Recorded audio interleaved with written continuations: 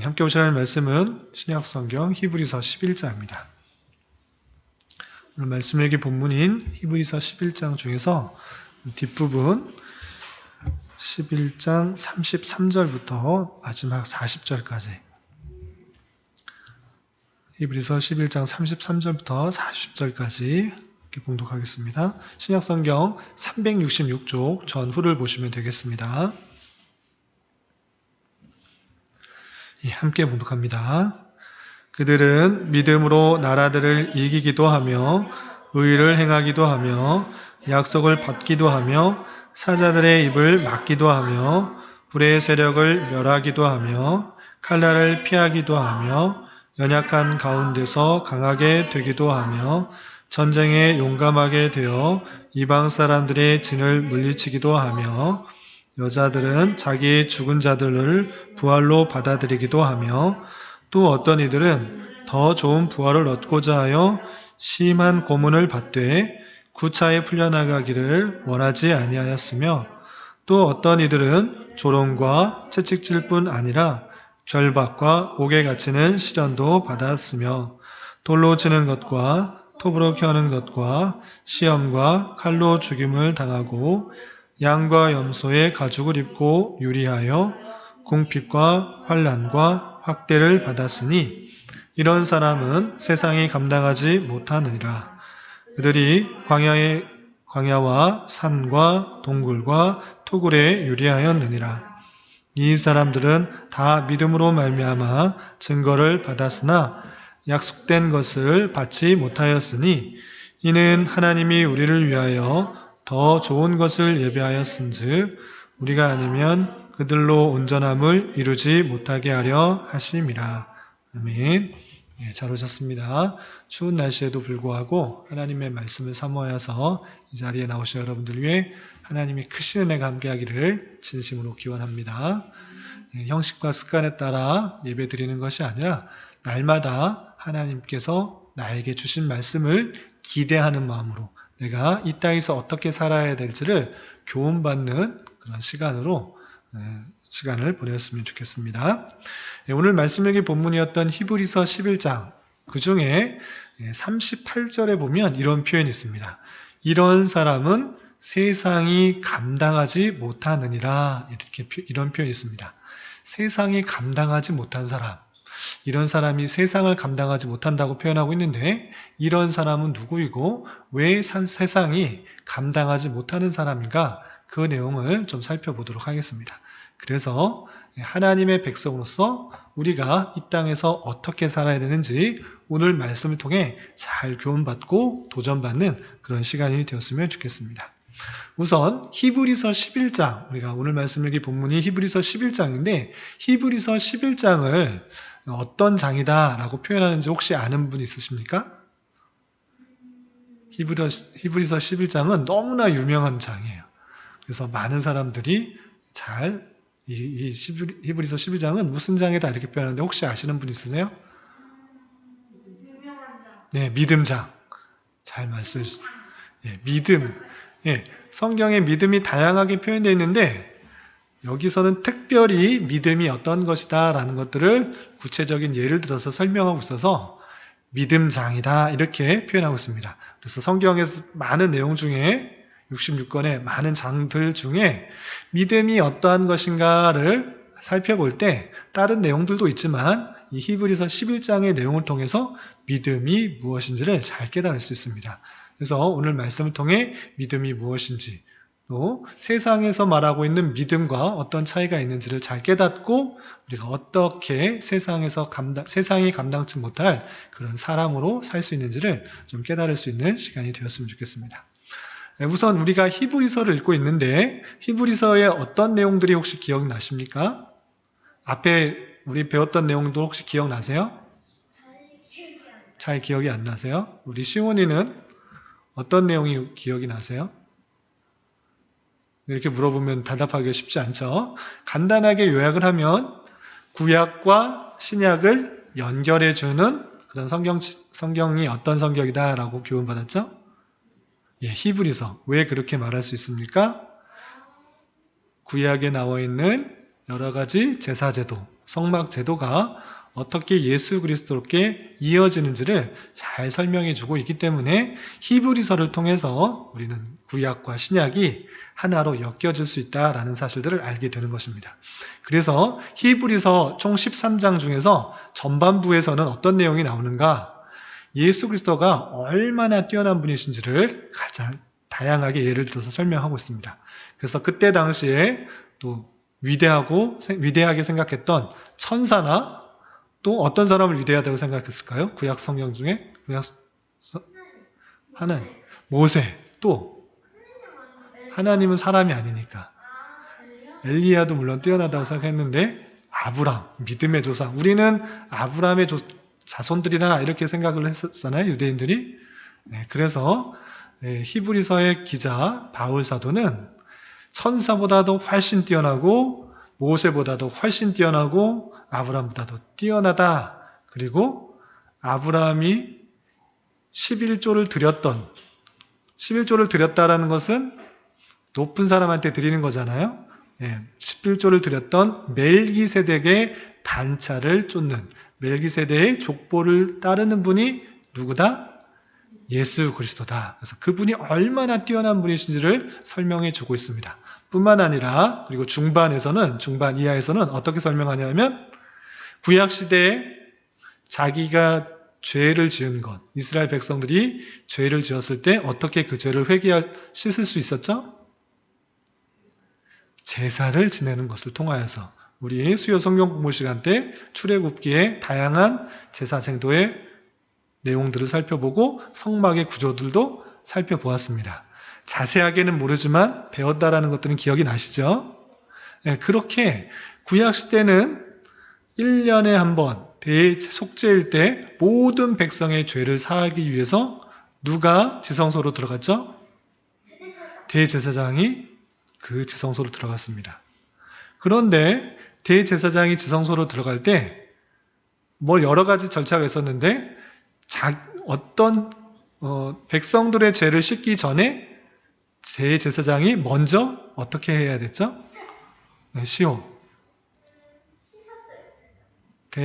그냥 씻었어요? 먼저 자신의 죄가 없이 하기 위해서 희생제사를 드리고 나서 그 이후에 백성들의 죄를 위해서 소와 염소의 피를 가지고 지성소로 들어갔습니다. 기억이 나시죠? 그런데 중요한 것은 왜 도대체 대제사장이 피를 흘려서 지성소로 들어가야 했는가?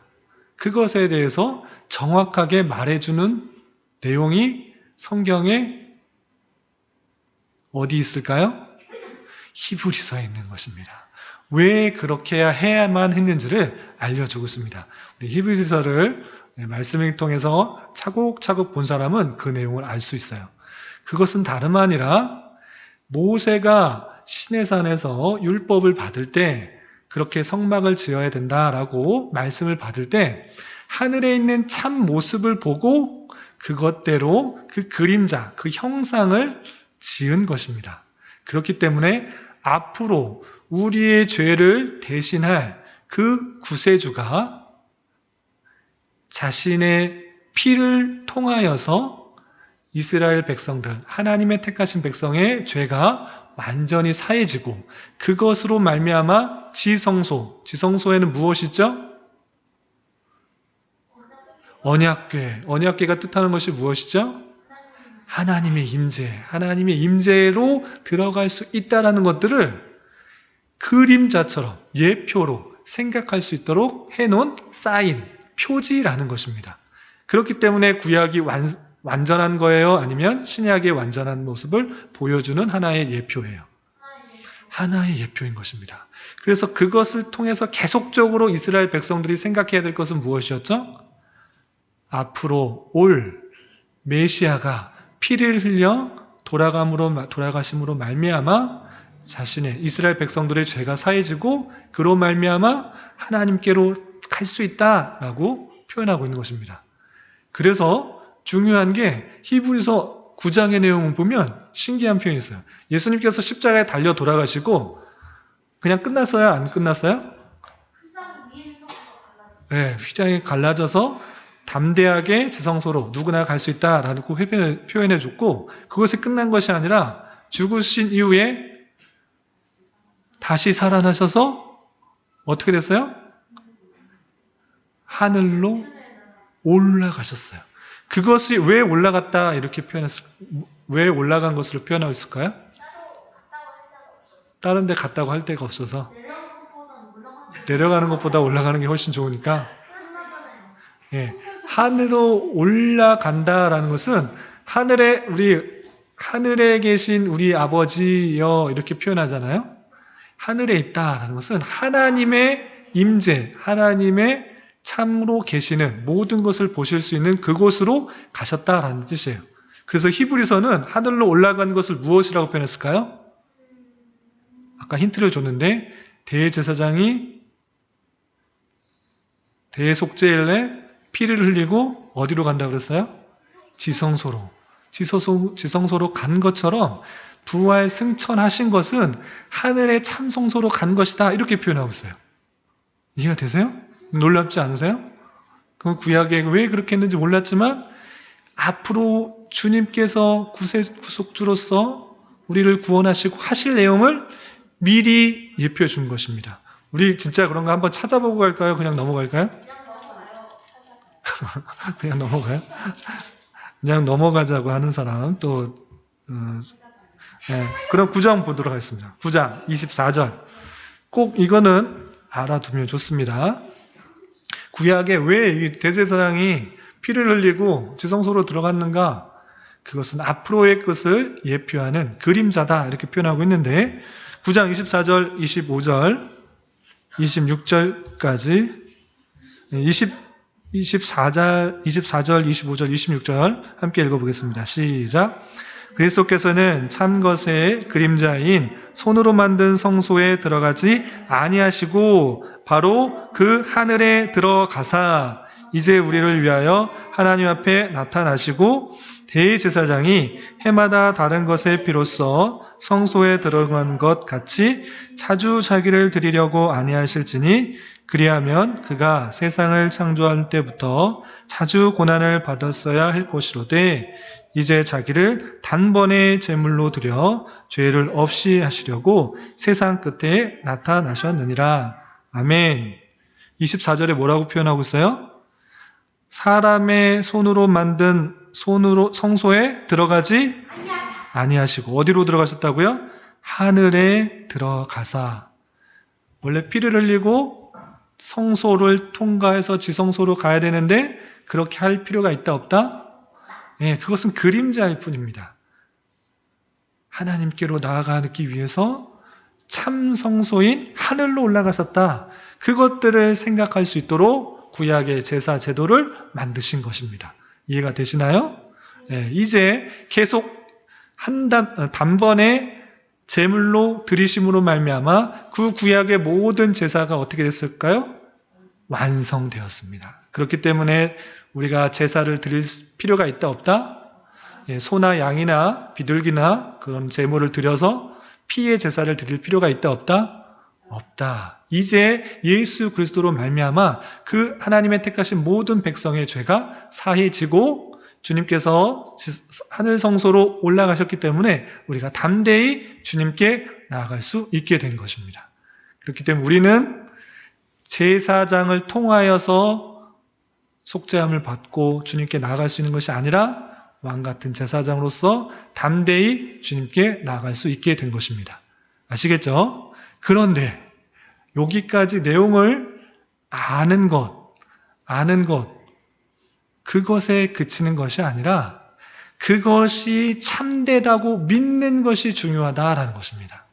그런 사실들은 모든 사람에게 전해지게 됩니다.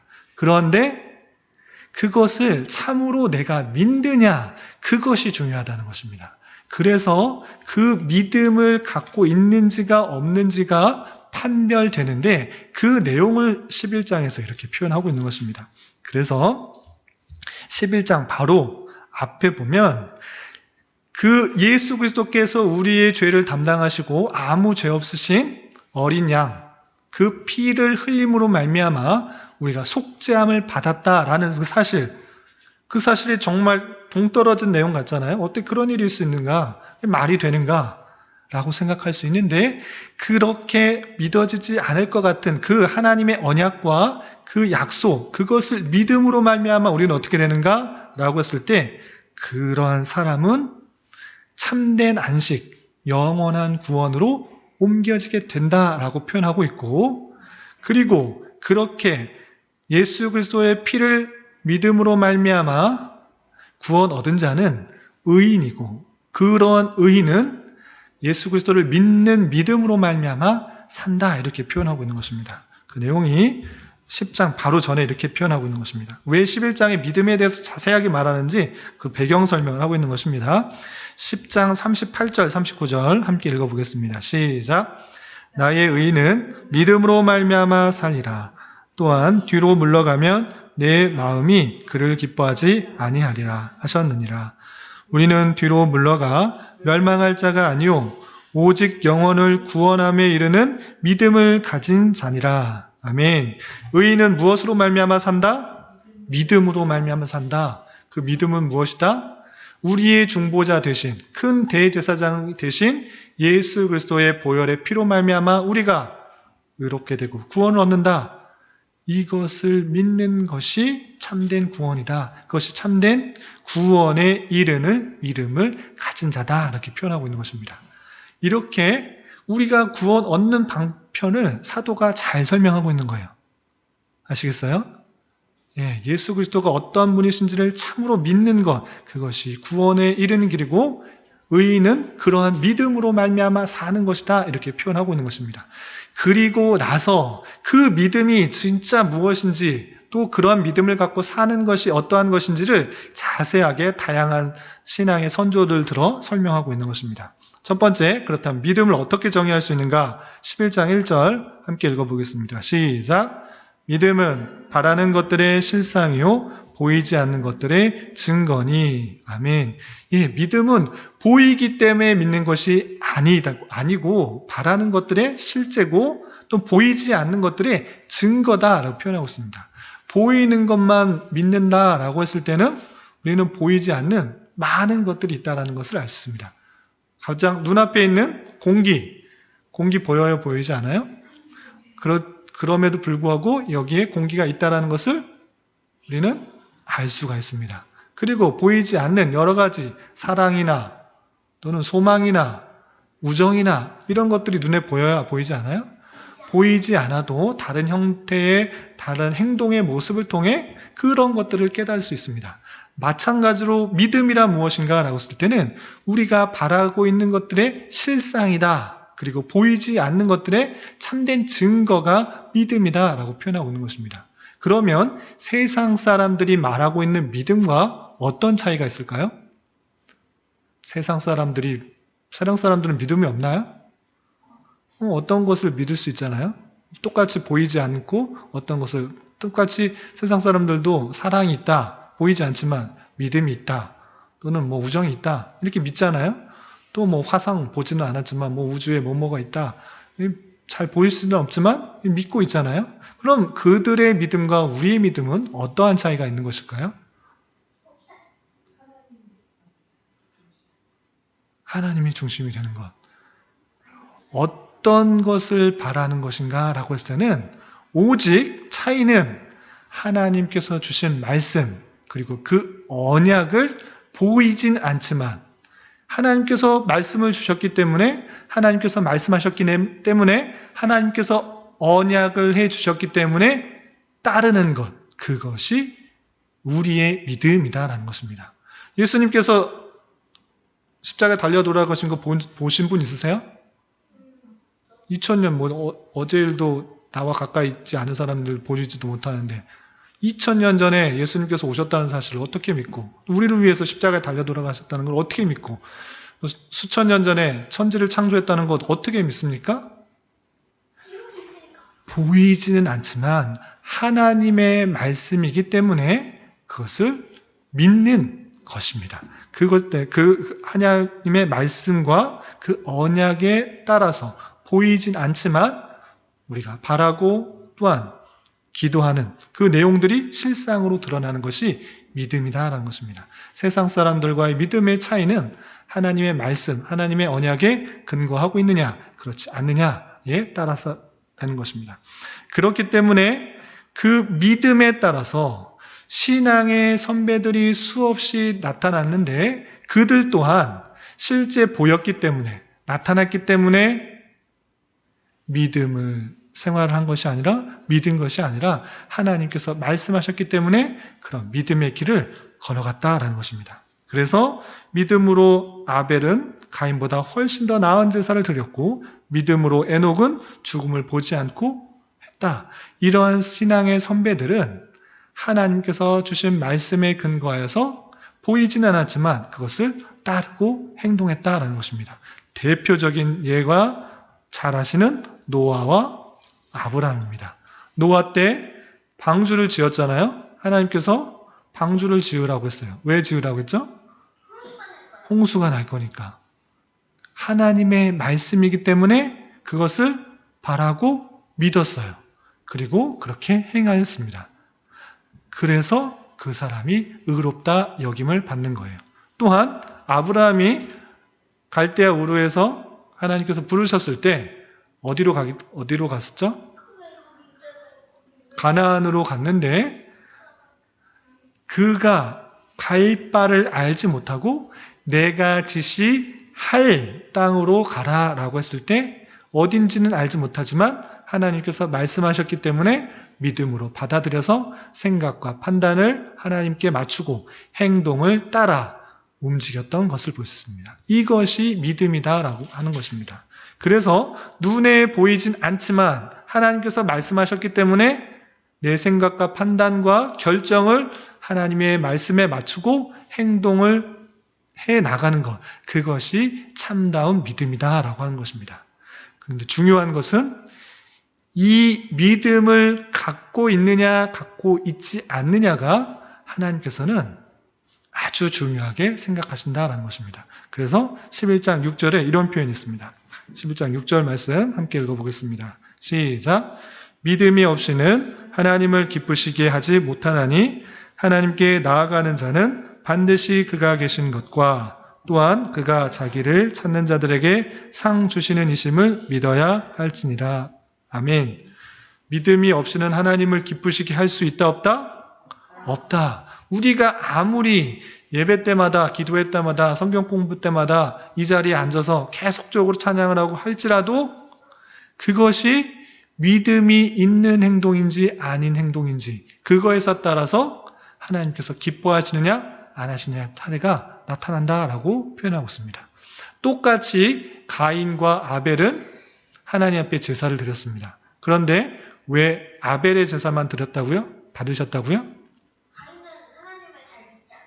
네, 믿음이 없기 때문에 하나님을 기쁘시게 할 수 없었다는 것입니다.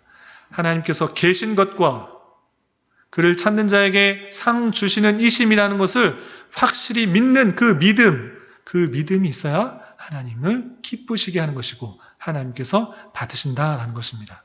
그래서 우리가 하나님께서 주신 여러 가지 말씀들이 있을 때 정말 당장에 눈에 보이지 않는 것 같이 보일지라도 그것이 하나님께서 주신 말씀이기 때문에 하나님께서 우리를 구원해 주시는 방편이라 말씀해 주셨기 때문에 그것을 믿는다고 하면 그것을 하나님께서 기뻐해 주시고 그렇게 믿는 대로 행동하는 것, 그것이 참다운 믿음이요 그런 신앙의 선진들이 수없이 많다라는 것들을 11장에서 보여주고 있는 것입니다.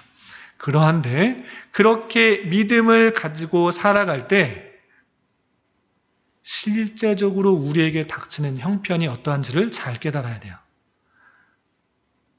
하나님을 믿고 예수 그리스도를 나의 구세주로, 중보자로 믿고 살 때 이 땅에서의 삶이 늘 평안하고 풍족하고 안락한 삶이 있는 것인가? 그렇지 않은 삶이 있다는 것들을 우리가 읽었던 말씀을 통해 살펴볼 수가 있는 것입니다. 33절부터 35절 전반절까지는 믿음으로 가지고 살 때 아주 신기한 일, 아주 재밌는 일, 아주 기분 좋은 일, 아주 복된 형편들에 대해서 잘 설명을 하고 있습니다. 그렇지만 그런 일만 있는 것이 아니라 믿음을 가지고 있음으로 말미암아 당하게 되는 환난과 핍박과 조롱과 아픔들을 이렇게 설명하고 있는 것입니다. 그 아픈 내용만 보겠습니다. 35절 중반절 이하 보시면 또 어떤 이들은 보이죠? 거기서부터 37절까지 함께 읽어보겠습니다. 시작. 또 어떤 이들은 더 좋은 부활을 얻고자 하여 심한 고문을 받되 구차히 풀려나기를 원하지 아니하였으며, 또 어떤 이들은 조롱과 채찍질 뿐 아니라 결박과 옥에 갇히는 시련도 받았으며, 돌로 치는 것과 톱으로 켜는 것과 시험과 칼로 죽임을 당하고 양과 염소의 가죽을 입고 유리하여 궁핍과 환난과 학대를 받았으니. 아멘. 물론 예수님을 믿고 구원받아 신기하고 재밌고 또 평안하고 복된 일들이 많이 있을 수 있습니다. 그렇지만 그런 일만 당하는 것이 아니라, 그런 일만 있는 것이 아니라 어떤 일들이 있습니까? 고문을 받고 조롱을 받고 채찍뿐 아니라 결박, 옥에 갇히는 시련, 돌로 치는 것과 몸이 톱으로 켜는 것과 시험과 칼로 죽임을 당하는 것과 같은 궁핍과 환난과 확대가 있을 수 있다 없다? 있다. 그런 상황이 찾아올 수도 있다라고 표현하고 있는 것입니다. 그럼에도 불구하고 믿음을 가진 자, 하나님께서 주신 그 말씀을 곧게 믿고 생각과 행동과 판단과 결정과 내 모든 것을 그것에 맞추는 그 사람은 그 모든 환난과 핍박이 와도 예수님을 부인할까요? 부인하지 않을까요? 하나님을 부인할까요? 부인하지 않을까요? 부인하지 않습니다. 왜? 이 땅에서의 삶이 끝이 아니라는 것을 알기 때문입니다. 그 내용이 15절, 16절에 이렇게 표현하고 있습니다. 히브리서 11장 15절, 16절 함께 봉독합니다. 시작. 그들이 나온 바 본향을 생각하였더라면 돌아갈 기회가 있었으려니와 그들이 이제는 더 나은 본향을 사모하니 곧 하늘에 있는 것이라. 이러므로 하나님이 그들의 하나님이라 일컬음을 받으심을 부끄러워하지 아니하시고 그들을 위하여 한 성을 예비하셨느니라. 아멘. 우리가 돌아갈 본향, 더 좋은 땅이 이 땅에 있다고 하면 그곳으로 가는 게 마땅합니다. 그것에서 더 잘 살기 위해서 행동하고 판단하고 바꾸는 것이 맞습니다. 그렇지만 우리에게 더 나은 본향은 이 땅에 있는 것이다, 아니다? 아니다. 하늘에 있는 것이다 라고 표현하고 있는 것입니다. 우리가 가야 될 본향이란 뜻이 무슨 뜻이에요? 본래의 집, 본래 돌아갈 곳, 그것은 다름 아니라 하늘이다라는 사실들을 알고 있는 것입니다. 그렇기 때문에 이 땅에서 받는 많은 고난과 핍박과 조롱과 채찍과 환난들이 있을지라도 그것 때문에 하나님을 부인하는 것이 아니라, 예수 그리스도를 부인하는 것이 아니라, 그런 것에 있음에도 불구하고 내가 더 빨리 본향에 갈 수 있겠구나, 내가 더 주님께 가까이 갈 수 있겠구나 생각하며 그런 일들도 감내하고 참고 견디는 것입니다. 그렇기 때문에 이 세상의 어떤 것도 하나님의 백성들을, 믿음의 사람들을 감당할 수가 없다라고 표현하고 있는 것입니다. 이 세상 사람들은 이 땅이 전부인 양 생각하며 더 잘 먹고 더 잘 살기 위해 노력하고 애쓰고 힘씁니다. 그래서 어떤 일들을 했을 때 돈을 더 많이 준다라고 했을 때 신념도 버리고 신앙도 버리고 자기 뜻대로 행하는 모습들이 있는 것입니다. 그리고 마찬가지로 우리가 이 땅에서의 삶이 전부인 양 그렇다고 하면, 우리를 죽인다라고 하면, 핍박 가운데 있으면 그것을 버리는 게 맞습니다. 그렇지만 우리는 이 땅에서의 삶이 영원한 것이 아니라 잠시 있다 가는 나그네로서의 삶을 사는 것이고, 돌아갈 참된 본향이 있다라는 것들을 말씀을 통해 깨닫고 그것을 생각하고 결정하고 판단하고 행동까지 나아가는 그런 모습 가운데 있어야 되는 것입니다. 그렇기 때문에 우리는 이 땅에 발을 붙이고 살지만 하늘에 속한 사람이고, 순간순간을 살고 생명이 수완이 다는 데까지 살지만 60, 80, 100, 120 하나님께서 정해주신 대로 살지만 우리는 순간을 살아도 하나님께서 택하신 백성으로서의 영원한 삶 중에 한순간에 살고 있는 영혼에 속한 삶을 살아가고 있다는 그 사실들을 잊지 말아야 될 것입니다. 여기 있는 저와 여러분, 우리 모두는 하나님께서 택하신 백성이어서 하나님 말씀을 듣게 하시고 하나님의 믿음을 갖게 하신 것입니다. 이것이 정말 믿어진다고 하면 하나님께서 놀라운 은혜를 주신 것입니다. 이 믿음을 가진 자로서 세상에서 주는 여러 가지 핍박과 힘듦과 어려움들, 그 모든 것이 있을지라도 그 모든 것이 하나님의 주권 가운데 나를 훈련시키고 연단시키고 하나님께서 쓰시고자 하는 그 방편으로 나아가게 하시는 하나님의 섭리로 받아들여야 될 것입니다.